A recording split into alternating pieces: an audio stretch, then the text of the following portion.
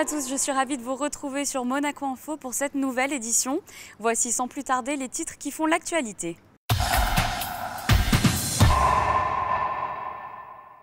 Nous commencerons ce journal en prenant la direction du ministère d'État pour la traditionnelle conférence de presse de la rentrée donnée par les membres du gouvernement. Nous nous rendrons ensuite à l'inauguration de la rue Princesse Caroline qui a eu lieu mercredi soir.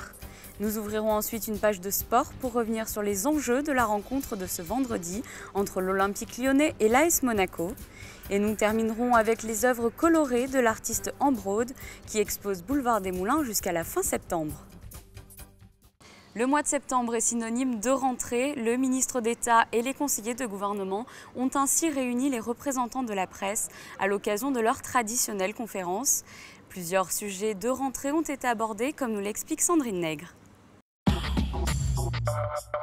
Impossible bien sûr de ne pas évoquer l'actualité et la rentrée scolaire. Le début de semaine en principauté a été marqué, vous le savez, par le retour dans les classes de plus de 5000 élèves. Des nouveautés leur sont d'ailleurs proposées. Parmi elles, un plan de développement du numérique, une cuisine centrale, des tenues sportives standardisées, Floqué Monaco, un flocage réalisé en partenariat avec l'AMAPI, des cours de sauvetage aquatique, un renforcement de l'ouverture à l'international, entre autres. Et cette période de rentrée permet également de faire un point sur les mois écoulés. En termes de sécurité, par exemple, le nombre de faits constatés a de nouveau diminué sur les 8 premiers mois de 2014, moins 4% par rapport à l'année précédente, et les délits de voie publique ont également légèrement baissé. Autre thème abordé en cette rentrée, le budget rectificatif 2014. Une première a d'ailleurs été constatée. Nos recettes dépassent le milliard. Nous avons une forte augmentation de 12% à peu près des recettes par rapport au budget de 2013. Et nous allons donc être amenés à demander au Conseil national des inscriptions complémentaires en termes de recettes et en termes de dépenses. Donc, le premier enseignement, c'est que le budget de 2014 va être à l'équilibre, si ce n'est en excédent, et que c'est la troisième année consécutive que le budget de l'État est à l'équilibre ou en excédent, 2012, 2013, 2014. La deuxième remarque, c'est que ces excédents de dépenses nous permettent d'inscrire à peu près le tiers de dépenses du budget dans l'investissement, donc préparer l'avenir de Monaco, et qu'enfin les dépenses de fonctionnement ordinaires, notamment les dépenses de personnel, augmentent beaucoup moins vite, à peu près la moitié moins vite que les recettes. Donc c'est une très bonne nouvelle pour la principauté de Monaco. À l'ordre du jour également un sujet de saison, le bilan de la période estivale. Il faut dire que l'automne approche à grands pas. L'été, c'est les mois de juin, juillet, août. Et quand on les regarde dans leur intégralité, on voit qu'on a vécu un été contrasté, mais bon. Pourquoi contrasté? Parce que le mois de juillet a été un peu inférieur aux attentes, même si on les avait déjà ajustées en fonction de certains facteurs, que ce soit l'effet Coupe du Monde, où les gens se sont peut-être moins déplacés, ou ont reporté à la dernière minute leur déplacement. Et tout le monde se souvient que juillet a été assez pluvieux, donc il y a eu pas mal d'annulations et de reports. Et puis il y a aussi la crise économique qui ne simplifie pas les choses. En revanche, juin a été un très bon mois. Je crois qu'il fait partie du top 3 après les années 2012 et 2013.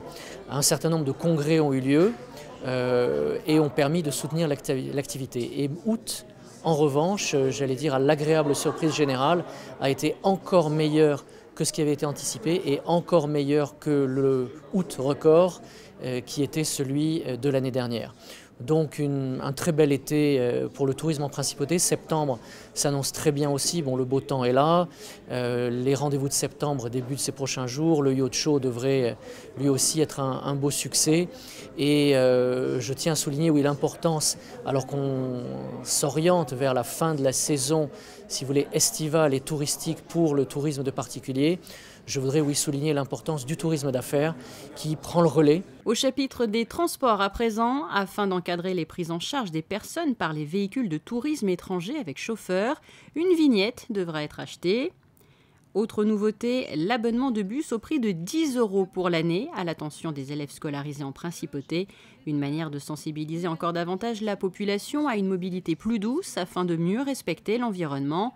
L'environnement dont il était aussi question à travers la présentation de cette toute nouvelle plaquette qui rappelle entre autres les actions menées au quotidien pour laisser une meilleure planète à nos enfants. Et si les enfants sont sensibilisés aux problèmes environnementaux, ils sont aussi très tôt sensibilisés aux questions liées au handicap. De nombreuses avancées ont été faites à ce sujet. Porter un handicap, c'est déjà une lourde injustice et c'est très important que nous fassions le maximum pour faciliter la vie des résidents qui portent un handicap. Donc il y a les logements, bien sûr, c'est au cœur des préoccupations de tous.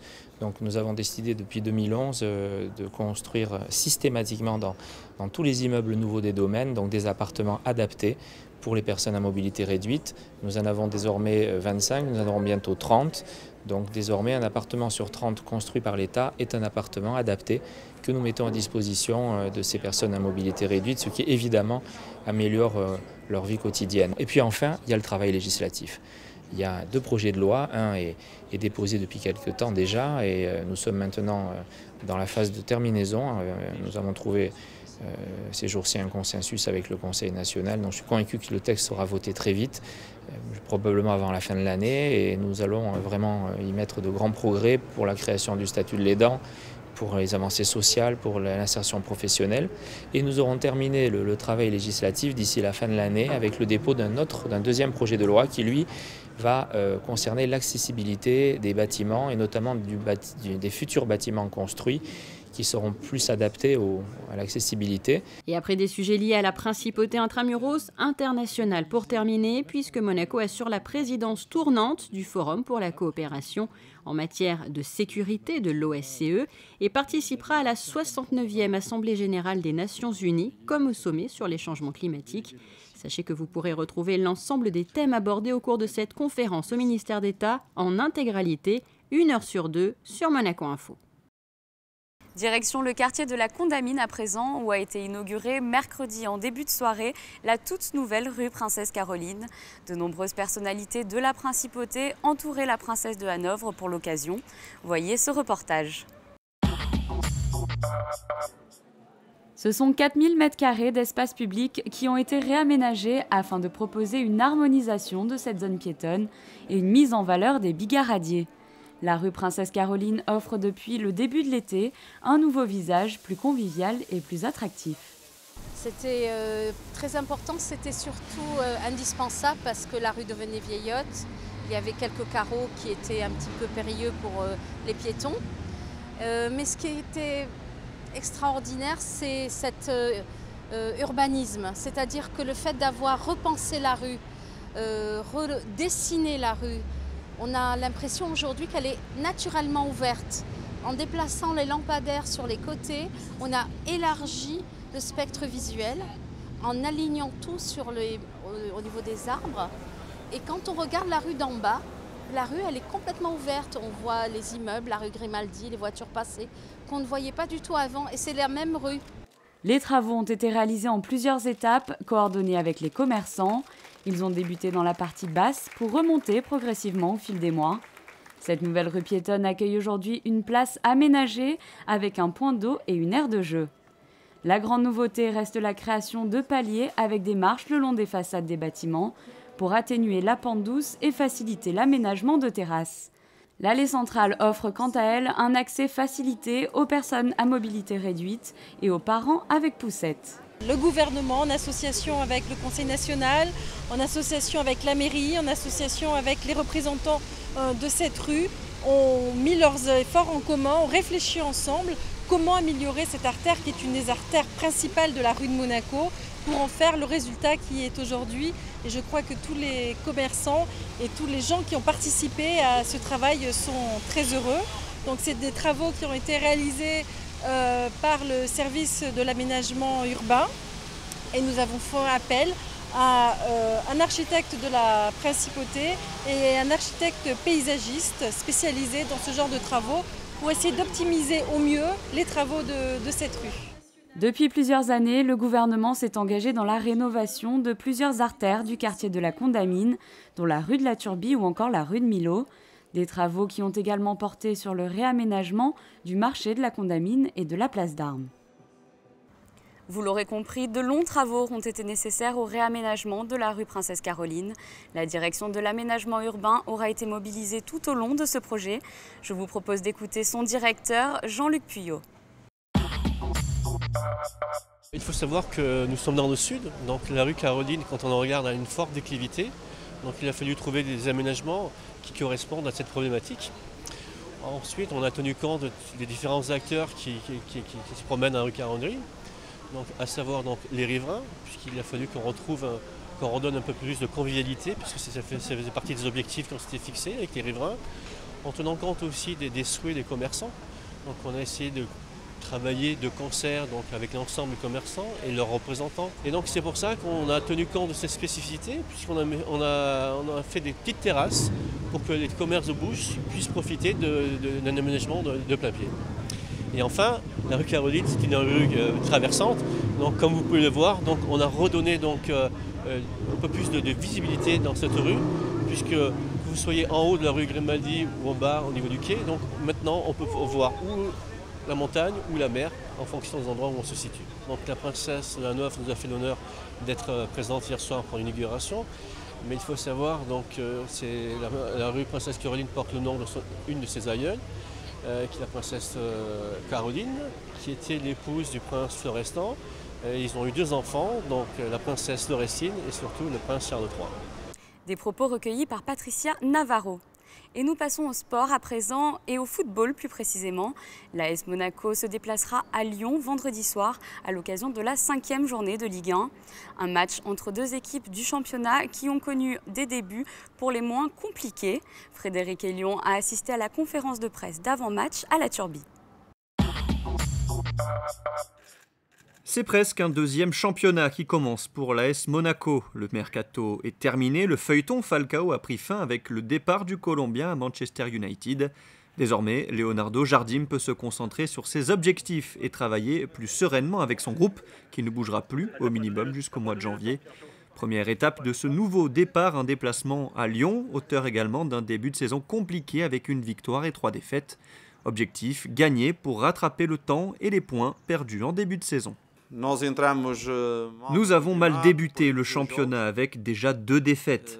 Nous sommes dans une phase de récupération de points. On va jouer tous les matchs pour les gagner. Dans ce championnat, chaque équipe est compétitive. J'ai observé quasiment toutes les équipes de Ligue 1 et je n'en ai pas trouvé une vraiment plus faible que les autres. Lyon, c'est une grande équipe qui a remporté 7 titres de champion d'affilée il n'y a pas si longtemps. Ils sont un peu moins bien ces derniers temps, mais on les respecte. On va tout faire pour gagner à Gerland et atteindre notre objectif, qui est de remporter les 3 points.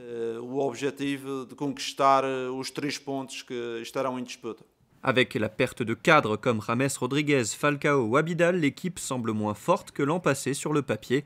Pourtant, Ricardo Carvalho pense qu'avec ce groupe, le club peut atteindre ses objectifs. Je pense que c'est important pour nous maintenir l'ambition pour être à haut. Je pense que c'est très important les premières 2 places. Et la Ligue juste commencé. Nous avons du temps pour améliorer aussi, mais je pense que les premières 2 places, c'est très important pour nous. Ricardo Carvalho n'évoluera pas aux côtés d'Abdenour en défense à Gerland vendredi. Le défenseur tunisien souffre d'une lésion musculaire de la cuisse gauche contractée en sélection. Layvin Kurtzava est lui en phase de reprise avec le groupe. Le 24 boulevard des Moulins accueille exceptionnellement jusqu'à la fin du mois de septembre une exposition de l'artiste Ambrode. Voici un tour d'horizon de ses œuvres très colorées. C'est un univers joyeux et positif qui se dégage de ses peintures. Ambrode manie avec succès l'acrylique et invite le spectateur au voyage à travers ses œuvres inspirées de sa Martinique natale. Des corps de femmes sont subtilement insérés dans la plupart de ses toiles. La transparence et les motifs graphiques font écho à son travail de styliste, car il faut le souligner, cette jeune femme possède de multiples talents. Elle est également diplômée de la chambre syndicale de la haute couture parisienne. Je peins essentiellement à l'acrylique et la base de mon travail, c'est surtout de dépoussiérer les natures mortes dites classiques en y apportant une touche d'exotisme du fait que je sois antillaise, martiniquaise. Et puis en essayant de transmettre toutes les ondes positives qui se dégagent de la nature. Ceci de manière la plus, je dirais, créative possible, la plus universelle aussi possible, parce que j'essaie de vraiment briser les frontières, et la plus contemporaine possible. Pour vraiment appuyer ce discours sur le bienfait de la nature, les bienfaits de la nature et toutes les ondes positives qui s'en dégagent, en fait, j'ai carrément introduit des corps de femmes de manière très subtile, dont les courbes en fait se mélangent aux courbes de la nature. On peut parler à ce moment-là de mère nature, de mère nourricière, de ce genre de choses. Et ces corps qui sont donc juste suggérés tendent vers une abstraction qui fait qu'on peut voir un petit peu ce que l'on veut. On peut associer des formes et d'autres et voir des oiseaux, des coquillages, des formes organiques. Enfin ça. Et c'est là que ça devient intéressant parce que d'une personne à l'autre, ça diffère. En fait, moi, je propose un univers, une ambiance dans laquelle les gens peuvent s'évader et aussi laisser place à leur propre imaginaire. Ce local disponible à la location a été mis gracieusement à la disposition de cette jeune artiste par sa mécène. Parmi ces 50 œuvres, vous pourrez également découvrir une collection d'une vingtaine de dessins à l'encre de Chine, réalisés pour l'occasion par Ambrode, dont une série spécialement consacrée à la principauté. On passe toujours d'une base, d'une thématique, donc il y a les animaux, vous verrez, il y a la thématique sur les monuments de Monaco, sur Monaco. On passe d'une base réaliste à mon imaginaire, soit complètement exotique ou déconstruit, etc. Mais il y a toujours une volonté de véhiculer une émotion particulière. L'exposition reste ouverte au public jusqu'à la fin du mois de septembre, au 24 boulevard des Moulins. Et avant de refermer ce journal, je vous propose un aperçu de la météo de ces prochains jours. Vendredi, le soleil sera présent sur la majeure partie de la journée. À noter toutefois un risque d'orage et de courtes averses avant la nuit. Les températures oscilleront entre 23 et 25 degrés. Samedi, le soleil sera plus persistant que les jours précédents. Les températures seront quant à elles modérément chaudes, avec 21 degrés au lever du jour et 26 degrés dans l'après-midi. Dimanche, le temps sera beau et calme, les températures seront bien estivales. Et enfin lundi, le soleil sera encore au rendez-vous, parsemé toutefois de quelques légers nuages. Il fera 23 degrés le matin et 27 degrés pour le reste de la journée. Ce journal est à présent terminé. Retrouvez toute l'actualité de la Principauté sur le site Monaco Channel. Merci pour votre fidélité et je vous dis à très bientôt sur notre antenne.